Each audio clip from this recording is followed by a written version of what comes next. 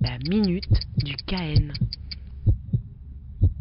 Mercredi 18 janvier 2023, nos kiosqueuses Flavie et Maya étaient à la Fleuriet pour assister à la première du spectacle Bigre. Découvrez l'état d'esprit des spectateurs avant la représentation. J'ai déjà vu, moi. Entre les différentes appétences qu'on a les uns les autres, je savais qu'on pouvait se rejoindre, c'était burlesque, contemporain, enfin voilà, c'est réjouissant, on va passer une bonne soirée. Je pense que si j'avais pas eu d'abonnement, je n'aurais pas acheté un billet pour venir voir cette pièce, pour être aussi direct. Mon fils, il me dit, mais tu vas voir quoi ce soir? Je lui dis, j'en ai aucune idée parce que je prends un abonnement.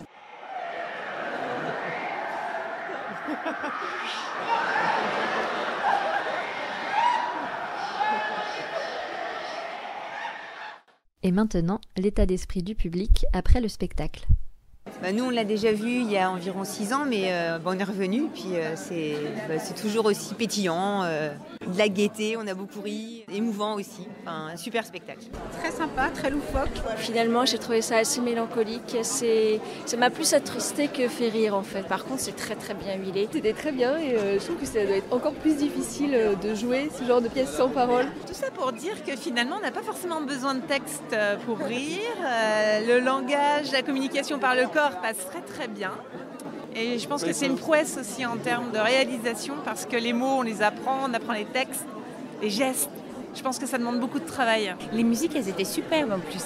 Je les connaissais pas, mais ouais, elles étaient vraiment chouettes. Ouais. Et puis les quelques onomatopées là, qu'est-ce que c'était drôle. Ouais. Un monsieur qui devait avoir autour de 60 ans, et ce monsieur il arrive du début jusqu'à la fin. C'était extraordinaire et ça faisait un plaisir de voir cet homme rire. On a très bien rigolé. Hein. Oui. Vraiment. Et ils nous ont bien fait rire, franchement. C'était une belle parenthèse.